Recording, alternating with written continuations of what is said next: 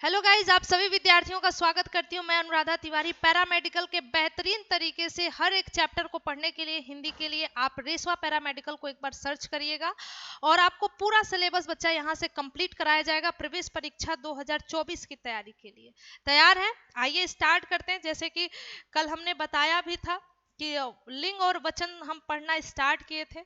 लिंग और वचन में बच्चा पहला पॉइंट हमने स्टार्ट किया था लिंग के बारे में। अगर कोई संज्ञा है, संज्ञा से जिस जाति का बोध हो जाए, है ना, संज्ञा के द्वारा उसके लिंग के अनुसार जिस जाति का बोध हो जाए, चाहे पुरुष जाति का बोध हो जाए या स्त्री जाति का बोध हो जाए, है ना, तो वही क्या कहलाएगा? लिंग कहलाएगा। क्लियर है?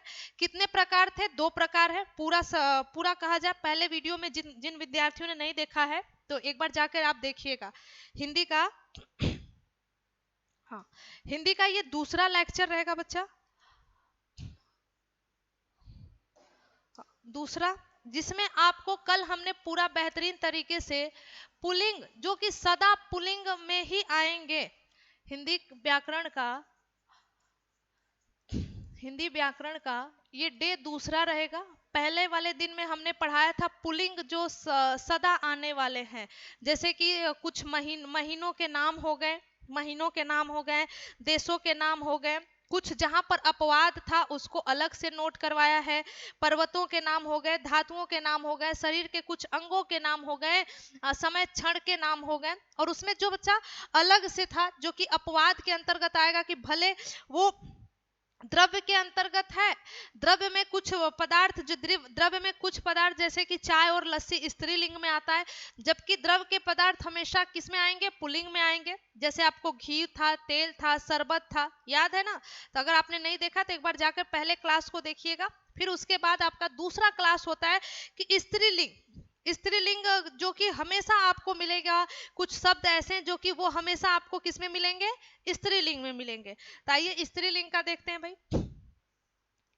स्त्रीलिंग, ठीक है, स्त्रीलिंग क्लियर है। अब स्त्रीलिंग के बाद की बात करते हैं। स्त्रीलिंग के ध्यान से सुनिएगा। स्त्रीलिंग के बारे में आ गए तो कुछ जो हम निम्नलिखित लिखे शब्द सदा स्त्रीलिंग में होंगे। हमने क्या कहा? निम्नलिखित, जो हम नीचे लिखेंगे ना, जो शब्द लिखेंगे वो हमेशा किस में होंगे? स्त्रीलिंग में होंगे। निम्नलिखित शब्द किस में होंगे बच्चा? निम्नलिखित शब्द सदा स्त्रीलिंग में होंगे। सबसे इजी टॉपिक और बेहतरीन टॉपिक जो कि हर बार आपके एग्जाम में, एंट्रेंस एग्जाम में आता है कि कौन से शब्द पुल्लिंग हैं, कौन से 4 ऑप्शन दे देगा, कहेगा इसमें से स्त्रीलिंग बताइए, इसमें से पुल्लिंग बताइए। हाँ, इजी भी है, छोटा भी है और बेहतरीन, हर बार आपके एंट्रेंस एग्जाम में पूछे जाने वाले क्वेश्चन के श्रृंखला में फर्स्ट रैंक पर आने वाला है। ठीक है, तो निम्नलिखित शब्द सदा स्त्रीलिंग में होते हैं। तो आप कहेंगे मैम जी वो कौन कौन से शब्द होते हैं? बात किया जाए, चर्चा किया जाए एकदम बेहतरीन तरीके से। आइए अब देखिए बच्चा, पहला आता है, पहला नाम हम किसका लिख रहे हैं? ध्यान से गौर फरमाइएगा, नजर भटकनी नहीं चाहिए, है ना, नजर भटकनी नहीं चाहिए। जैसे तिथियों के नाम, जैसे आज तिथियों की नाम, पहला पॉइंट क्या है? तिथियों के नाम। देखिए कभी कभी वर्तनी पर भी ध्यान दिया करिए कैसे लिखा जाएगा। ती रहेगा, छोटी की मात्रा रहेगी बच्चा। बात करें तिथियों लिखने की, तिथियों, क्योंकि आपका सिलेबस चर्चा हुआ है, जाकर देखिएगा। पूरे 57 मिनट का सिलेबस पूरा विश्लेषण के साथ सिलेबस के बारे में बताया है, जाकर देखिएगा एक बार। चाहे हिंदी व्याकरण हो, इंग्लिश व्याकरण हो, आपका केमिस्ट्री हो, फिजिक्स हो, मैथ हो, पूरा जीके, जीएस, सामान्य विज्ञान, एक एक पॉइंट आपको वहां से क्लियर है। तिथियों का क्या होगा बच्चा? तिथियों के नाम। तिथियों के नाम के बात करें तो आप कहेंगे मैम तिथि के नाम में क्या क्या आएगा? सुनिए, जैसे कहते हैं ना, अरे पूर्णिमा की रात आ चुकी है, पूर्णिमा, अमावस, द्वितीया, ये सब जो तिथियों के नाम है। अमावस की रात एकदम काली काली, जिसमें आपको चांद दिखे ही ना, अमावस्या जिसे बोला जाता है, अमावस्या, क्लियर है। अमावस्या आएगा आपके स्त्रीलिंग में। आपका पूर्णिमा, जिसमें चांद एकदम साफ गोल आकार का, पूर्णिमा, ये तिथियों के नाम है भाई, किसमें आएगा? स्त्रीलिंग में। अमावस्या हो गया, पूर्णिमा हो गया, द्वितीया, द्वितीया, चतुर्थी, कहते हैं ना क्या चतुर्थी है भाई, गणेश चतुर्थी है कि ना, द्वितीया, ये सभी के सभी जो तिथियों के नाम हैं किसमें आएंगे भाई साहब? स्त्रीलिंग के अंतर्गत आएंगे, कंफ्यूजन नहीं है।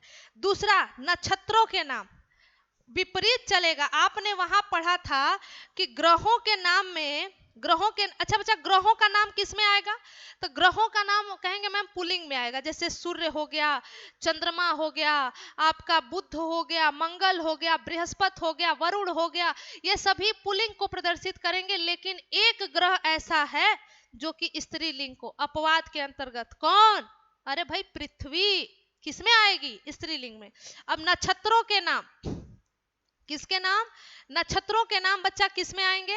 आप कहेंगे स्त्रीलिंग में आएगा। अब नक्षत्र की बात करें भाई, कहते हैं ना कुंडली उंडली अगर आप बनवाएंगे ना तो उसमें नक्षत्र का बड़ा योगदान होता है, नक्षत्र का बहुत ही योगदान होता है। जैसे कहते हैं कि रोहिणी नक्षत्र में जन्मे हैं, है ना, भगवान कृष्ण का जो जन्म हुआ है रोहिणी नक्षत्र में हुआ, जिसको आप जन्माष्टमी मनाते हैं। रोहिणी नक्षत्र हो गया, अश्विनी नक्षत्र हो गया, हाँ अनुराधा नक्षत्र भी है भाई, जो मेरा नाम है ना ये भी एक नक्षत्र है। रोहिणी हो गया, अश्विनी, ये नक्षत्र है बच्चा, ये नक्षत्रों के नाम है। अश्विनी, हाँ अनुराधा, ये नक्षत्र है भाई, आदि ये नक्षत्र है। और नक्षत्र के नाम किसमें आएंगे? आप कहेंगे स्त्रीलिंग में आएंगे। क्लियर? नदियों का नाम, नदियों का नाम, तीसरा पॉइंट, नदियों का नाम किसमें आएगा? स्त्रीलिंग में।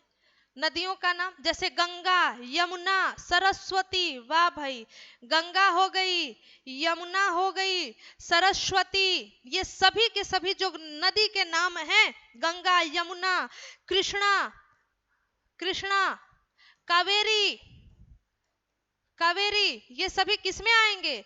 ये सभी के सभी बच्चा आप कहोगे कि मैम जी ये आएंगे आपके स्त्रीलिंग के अंतर्गत। ब्लैक बोर्ड भर जाएगा, घबराइएगा मत आप, लेकिन हाँ नोट्स बनाएगा बच्चा। देखिए नोट्स जितना बनाएंगे उतना जल्दी जल्दी आपका रिवीजन होगा, फिर आपको थ्योरी क्लास लेने की जरूरत नहीं होगी, केवल प्रैक्टिस सेट करना है। जैसे ही कंप्लीट होगा इसके बाद प्रैक्टिस सेट है मेरे पास, और वही प्रैक्टिस सेट है जो कि आपके प्रीवियस ईयर में पूछे गए क्वेश्चन है।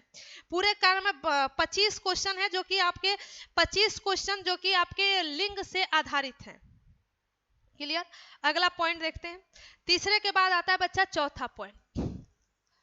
चौथा में क्या हो जाएगा? लिपियों के नाम। जैसे लिपियों के नाम, लिपियों के नाम किस में आएंगे? तो आप कहेंगे स्त्रीलिंग में आएंगे। लिपियों के नाम, लिपियों के नाम कहाँ आ जाएंगे बच्चा? स्त्रीलिंग में। लिपियों का नाम क्या है? देवनागरी, रोमन, गुरुमुखी, देवनागरी, देवनागरी हो गया, रोमन हो गया, रोमर, ठीक है। रोमन कैसा बच्चा? रोमन जैसे रोमन अंक लिखते हैं, गुरुमुखी, ये सभी लिपियों के नाम हैं। ये किसमें आएंगे? आप कहेंगे कि आपके ये सभी के सभी किसमें आएंगे? स्त्रीलिंग में आएंगे। नोट करते चलिएगा। अगला आता है भाषाओं के नाम। भाषाओं के नाम जैसे आप हिंदी बोलते हैं, तमिल बोलते हैं, पंजाबी बोलते हैं, मलयालम बोलते हैं, कन्नड़ बोलते हैं, ये जो भाषाएं हैं। पांचवा, भाषाओं के नाम, भाषाओं, भाषाओं के नाम किस में आएंगे बच्चा? भाषाओं के भी नाम आएंगे आपके स्त्रीलिंग में। क्लियर? भाषाओं के नाम में हिंदी लिख लो, हिंदी भी देखो भाषा है, तमिल भी भाषा है, तमिल हो गया, हिंदी हो गया, तमिल हो गया, कन्नड़ हो गया, मलयालम हो गया, पंजाबी हो गया, ये सभी के सभी क्या है? भाषा है, जो कहाँ आएंगे? आपके स्त्रीलिंग के अंतर्गत आएंगे। क्लियर हो गया? पांचवें के बाद छठवें पे आते हैं शरीर के कुछ अंग। किसके? शरीर के कुछ अंग जो कि आपके आते हैं छठवें नंबर पर। शरीर के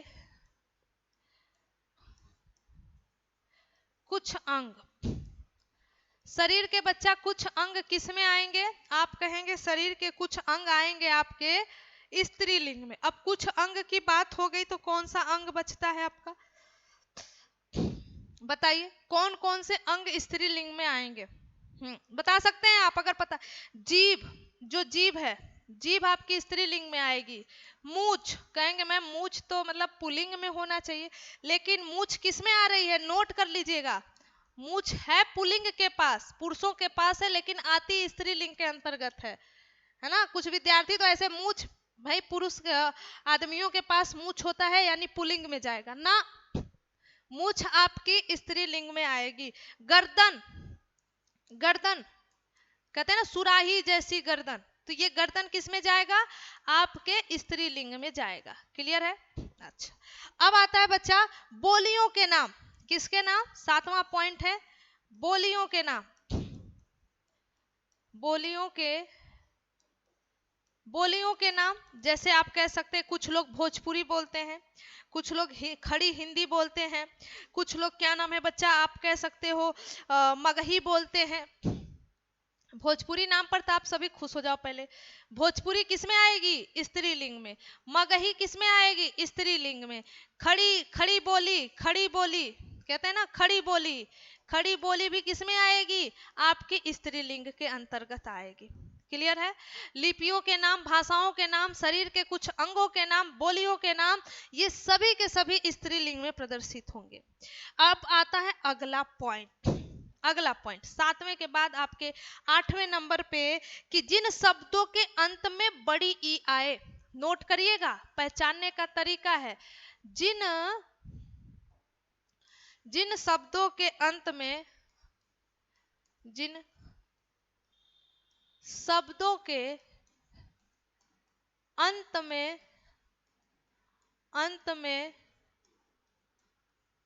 बड़ी ई आ जाए, बड़ी ई आए, ठीक है, तो वो भी आएगा स्त्रीलिंग में। क्या लिखा हमने, जिन शब्दों के अंत में बच्चा बड़ी ई आएगी ना, तो वो किस में आएगा, आप कहोगे मैम जी आपके ना किस में, स्त्रीलिंग में। अब कहेंगे मैम कैसे, गरीबी, देखिए गरीबी कैसे लिखा जाता है, एग्जाम्पल देखिए, एग्जाम्पल देखिए बच्चा, एग्जाम्पल यानी उदाहरण, गरीबी, गरीबी है कि ना, बड़ी की मात्रा आ गई कि नहीं, गरीबी। अमीरी, अमीरी, बड़ी की मात्रा आई कि नहीं आई। अगर ऐसे बड़ी की मात्रा आ जाए तो वो भी किस में आएंगे, स्त्रीलिंग में आएंगे। बहुत बढ़िया। अगला पॉइंट देखिए, अगला पॉइंट 9वां, 9वां क्या कहता है आपसे, 9वां कहता है कि जिन शब्दों के अंत में ऊ, जिन शब्दों के अंत में, जिन शब्दों के अंत में ऊ, यानी जो छोटा ऊ की मात्रा है बच्चा, जिन शब्दों के अंत में ऊ यानी छोटा ऊ की मात्रा के साथ ऊ आते हैं, वो भी किसको प्रदर्शित करेंगे, आपके स्त्रीलिंग को प्रदर्शित करेंगे। जिन शब्दों के अंत में ऊ आ जाए, छोटा ऊ, हाँ उल्लू वाला, किसको प्रदर्शित करेंगे, स्त्रीलिंग को। जैसे एग्जाम्पल देखना बेटा, एग्जाम्पल आपका उदाहरण, उदाहरण जैसे हमने कह दिया वायु, कैसे लिखते हैं वायु, छोटा ऊ की मात्रा, वायु किस में आएगा, स्त्रीलिंग में आएगा, वायु हो गया। मृत्यु, मृत्यु, मृत्यु किस में आ गया, मृत्यु, छोटा ऊ की मात्रा यानी स्त्रीलिंग में आएगा। मृत्यु भी, मृत्यु हो गई, बड़े दुख के साथ सूचित करते हैं कि उनका मृत्यु हो गई, है ना, तो ये किस में आएगी, स्त्रीलिंग में आएगी मृत्यु भी। साथ में आप कह दीजिए मृत्यु के बाद आता है ऋतु, जो ये ऋतु है भाई, ऋतु किस में आएगी, तो ऋतु भी आएगी बच्चा आपके स्त्रीलिंग के अंतर्गत। क्लियर है। जिन शब्दों के अंत में ऊ आते हैं वो भी स्त्रीलिंग को प्रदर्शित करते हैं। अगला पॉइंट 9वां के बाद 10वां पॉइंट, जो कि शानदार होगा, बढ़िया होगा, है कि नहीं। 10वें पॉइंट पे आते, 10वें पॉइंट में जिन शब्दों में आ, बड़ा आ, आ 10वां पॉइंट क्या कहता है, जिन शब्दों के, जिन शब्दों के, जिन शब्दों के अंत में क्या आ जाए, आम वाला आए, ठीक है। अब कहेंगे जैसे माला, कृपा, कहाँ चला गया भाई, हम मुड़े तब तक गायब। एग्जाम्पल देखिए, एग्जाम्पल यानी उदाहरण क्या होगा बच्चा, माला, कृपा, आ रहा है ना, ये सभी क्या है, आप कहोगे स्त्रीलिंग के अंतर्गत आएंगे। क्लियर, ये नियम है, ये नियम है ना। अब आइए अगले पॉइंट पे जो कि आपका रहेगा 11वें पॉइंट पर आते हैं बेटा। 11वें पॉइंट पे, हाँ 11वां पॉइंट कहता है आपसे कि जैसे वे फारसी शब्द, जैसे कोई फारसी शब्द है, 11वें पॉइंट पर, वे फारसी क्या भाई, वे फारसी शब्द जिनके अंत में ध्यान से सुनना आप, हमने क्या कहा, वे फारसी शब्द जिनके अंत में त ह आते हैं, क्या है, त तलवार, ह हल आते हैं, वो भी स्त्रीलिंग कहलाते हैं। वे फारसी शब्द जिनके अंत में त तलवार वाला भाई ह आते हैं, वो भी क्या कहलाते हैं, आप बोलोगे स्त्रीलिंग कहलाते हैं। कैसे, एग्जाम्पल बताइए मैडम जी।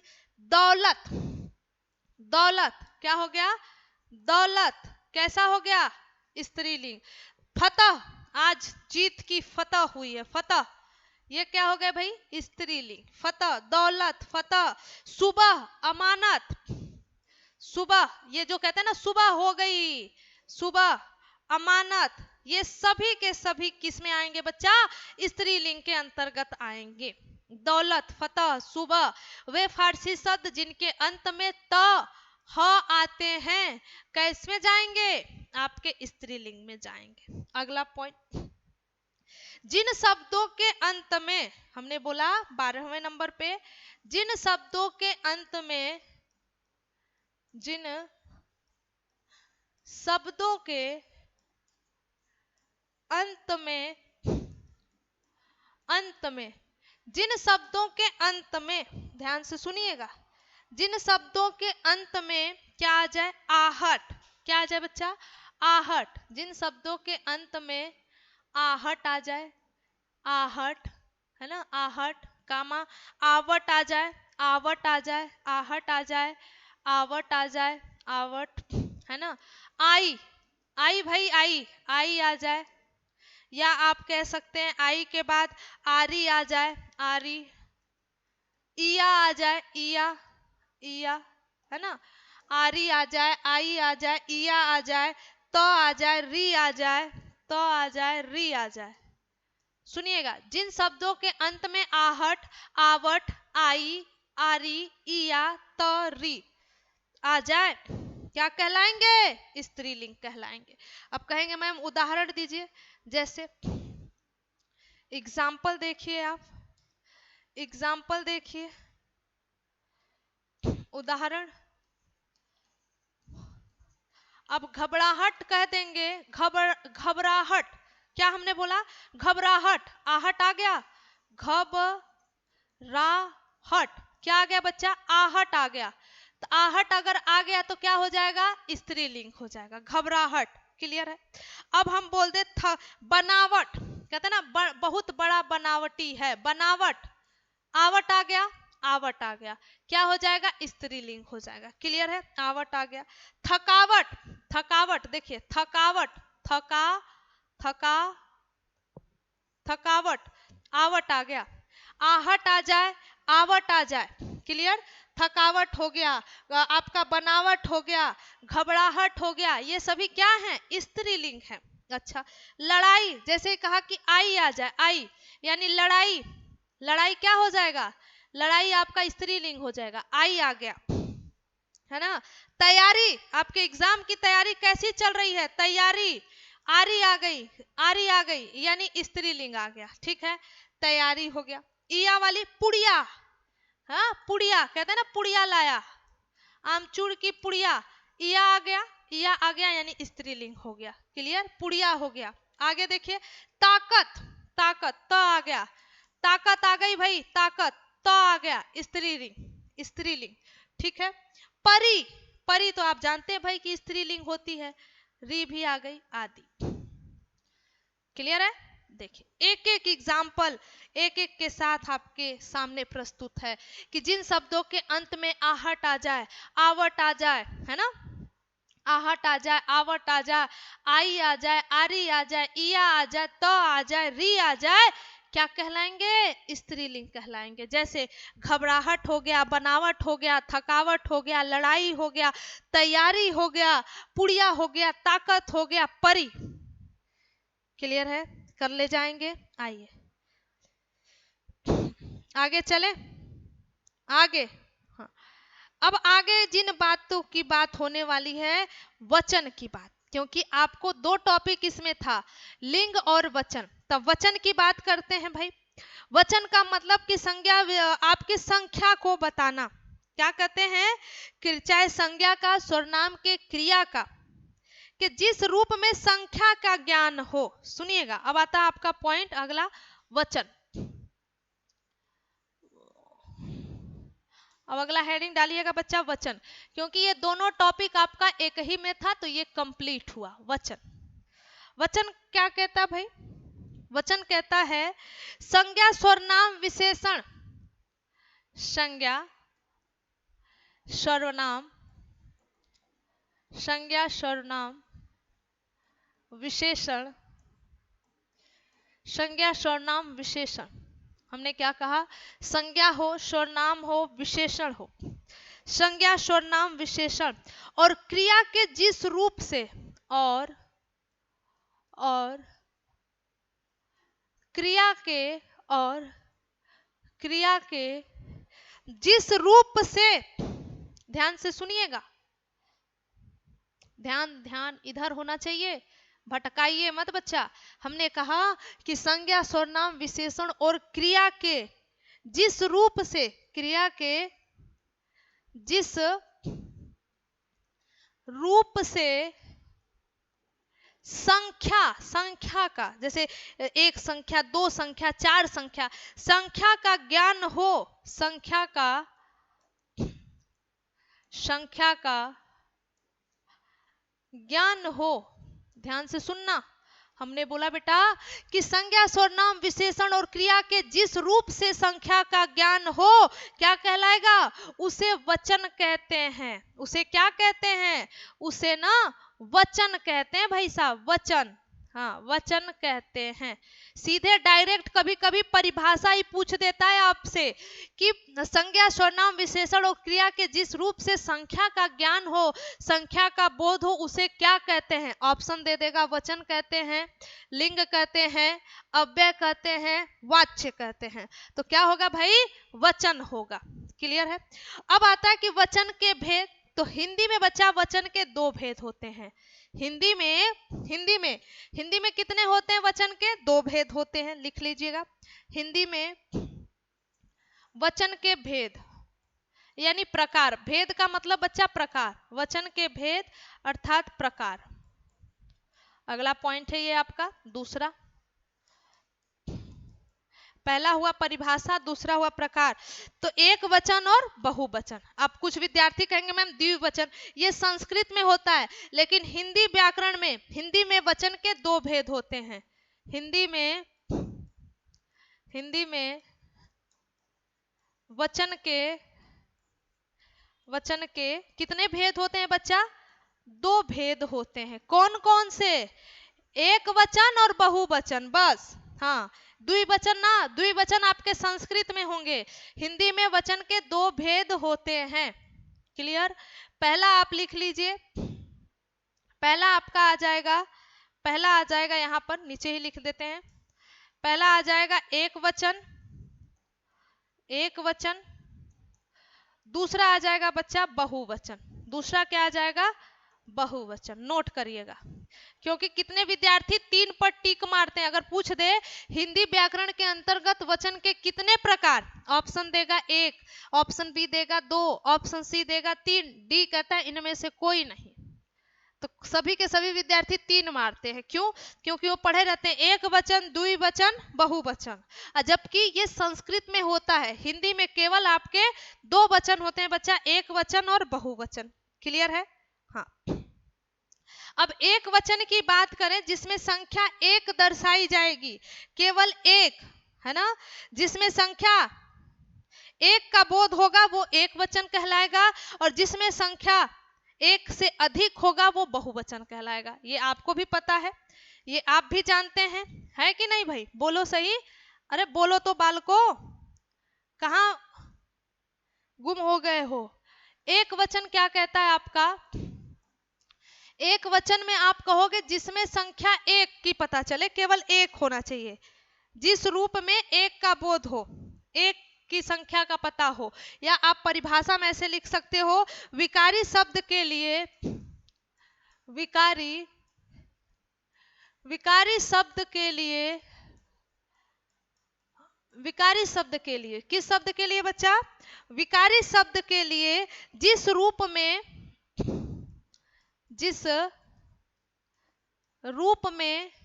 विकारी शब्द के लिए जिस रूप में 1 का बोध हो, कितने का? 1 का, 1 का बोध हो, एक का बोध हो, एक वचन कहलाता है, एक वचन कहलाता है। ठीक है? हाँ, एक वचन में जैसे आपका नदी हो गया, एग्जाम्पल, उदाहरण,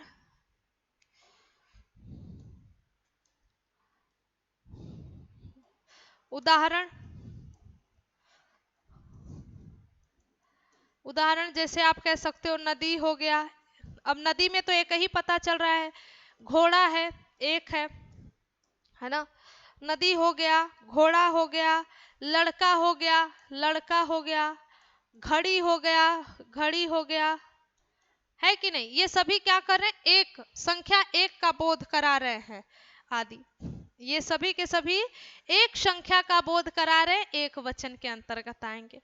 दूसरा आता है बहुवचन।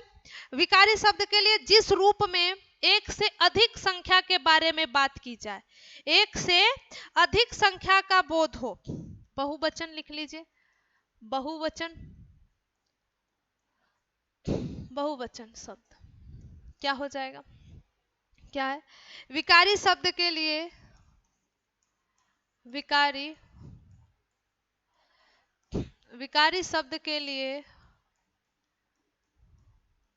क्या लिखा हमने? विकारी शब्द के लिए जिस रूप से विकारी शब्द के लिए जिस रूप से 1 से अधिक संख्या का बोध हो, 1 से अधिक संख्या का बोध हो, 1 से अधिक संख्या का बोध हो, क्या कहलाएगा बच्चा? बहुवचन कहलाता है।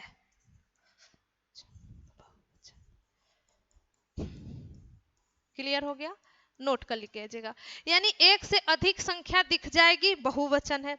जैसे अब नदी 1 था, उदाहरण की बात करें, जैसे नदी को लिखे थे बच्चा एक वचन में, इसका बहुवचन क्या हो जाएगा? नदियां। नदी क्या था? एक वचन था, और नदी का बहुवचन क्या हो जाएगा? नदियां।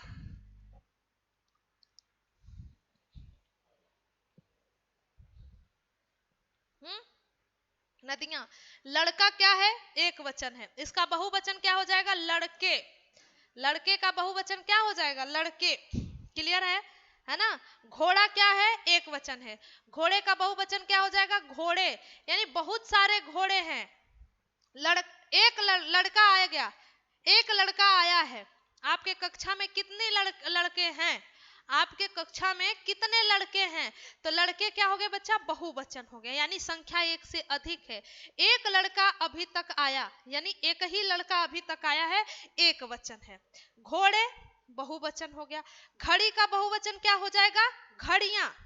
बहुत सारी घड़ियां बाजार में लगी हुई हैं, तो आप कहेंगे अरे बाप रे, एक से एक घड़ी केवल मिली, यहाँ पर घड़ी लगी है, एक घड़ी लगी है। अपने आप पता चल जाता है कि जहां पर संख्या एक को प्रदर्शित करेगा एक वचन, जहां पे संख्या एक से अधिक को प्रदर्शित करेगा बहुवचन। कंप्लीट, बढ़िया। अच्छा, अब चलते हैं आपसे क्वेश्चनों के श्रृंखला पर।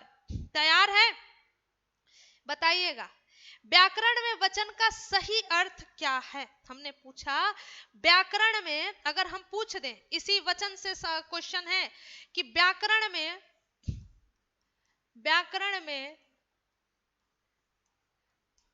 वचन का सही अर्थ क्या है? ऑप्शन देते हैं बच्चा। व्याकरण में हमने पूछा वचन का सही अर्थ क्या है। लीजिए भाई, क्वेश्चन तैयार, थ्योरी कंप्लीट, क्वेश्चन तैयार। अब जितने विद्यार्थी जुड़े हैं, इसके बाद जितने भी आपके प्रीवियस ईयर के क्वेश्चन हैं उनके साथ मुलाकात होगी। ऑप्शन ए कहता है बोली, बी कहता है लिंग, सी कहता है आपसे संख्या, और डी कहता है बच्चा, सी क्या कहता है, संख्या, और डी कहता है संज्ञा। दीजिए भाई आंसर। अब अभी पढ़ाया हमने, क्वेश्चन मेरा बहुत ही खूबसूरत है, और आपके पैरामेडिकल के एग्जाम में पूछे गए क्वेश्चन का पहला क्वेश्चन हमने आपके सामने प्रस्तुत किया है। तो आंसर के लिए कितने विद्यार्थी तैयार हैं आंसर देने के लिए कि व्याकरण में वचन का क्या अर्थ है, सही अर्थ क्या होगा? आंसर दीजिए भाई। वचन क्या दर्शाता है? लिंग को दर्शाता है, बोली को दर्शाता है, संख्या को दर्शाता है, या कौन सा ऑप्शन आपका है सही? आंसर आने चाहिए। तो आपने अभी तो पढ़ा वचन क्या दर्शाता है बच्चा, अभी वचन का परिभाषा आपको दिखा दे। सांच को आज कैसा, तो पढ़ाए गए को डर कैसा। संज्ञा सर्वनाम विशेषण और क्रिया के जिस रूप से क्या हो, संख्या का ज्ञान हो, यानी संख्या का पता चले वही वचन होगा। अर्थात इस क्वेश्चन का आंसर क्या होगा? ऑप्शन नंबर सी होगा भाई, ऑप्शन नंबर सी होगा। बहुत बेहतरीन, बहुत ही खूबसूरत। हर एक विद्यार्थियों का अगर आंसर आ रहा है ऑप्शन नंबर सी, एकदम लाजवाब। कि व्याकरण में वचन का सही अर्थ होता है संख्या को प्रदर्शित करना, और संख्या को प्रदर्शित करना, अगर एक संख्या प्रदर्शित करती है तो एक वचन, और एक से अधिक संख्या को प्रदर्शित करती है तो बहुवचन। बढ़िया हो जाएगा। अच्छा, अगला, हिंदी में वचन के कितने भेद? अभी हमने पढ़ाया हिंदी में वचन के कितने भेद, बताइए, आंसर दीजिएगा सभी विद्यार्थी। हिंदी में वचन के कितने भेद? हिंदी में वचन के कितने भेद? स्पीड के साथ हर एक विद्यार्थी का आंसर आना चाहिए। कितने भेद यानी प्रकार, कितने भेद? ऑप्शन भी देते हैं भाई, आपके लिए ऑप्शन भी विराजमान है। ए ऑप्शन कहता है 3, बी कहता है 2, सी कहता है 1, और डी कहता है 4। दीजिए आंसर भाई, कौन सा आंसर एकदम सही है? हिंदी में वचन के कितने भेद होते हैं, और अभी बताया हमने। स्पीड के साथ हर एक विद्यार्थी का आंसर हम देखना चाहते हैं। भाई हिंदी में तो आप जानते हैं कि वचन के कितने भेद होते हैं, तो आप कहेंगे मैम जी 2 होते हैं। बहुत ही बेहतरीन, शानदार, ऑप्शन नंबर बी। और 2 वचन में कौन कौन सा? अभी बताया, एक वचन हो जाएगा और दूसरा हो जाएगा बच्चा बहुवचन। और जबकि जो विद्यार्थी 3 कर रहे हैं ना, 3 वो संस्कृत में होता है एक वचन, द्विवचन और बहुवचन।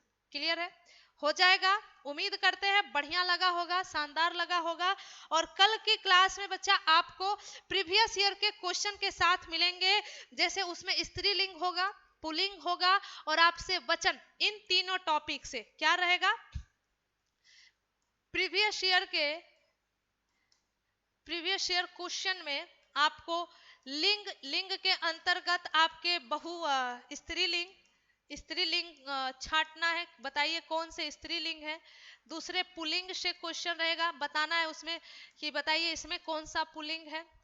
और दूसरा वचन से क्वेश्चन रहेगा कि आपको बताना है कि दिए गए क्वेश्चन में एक वचन कौन है, दिए गए क्वेश्चन में बहुवचन कैसे बनाएं, कौन सा शब्द बहुवचन को प्रदर्शित करता है।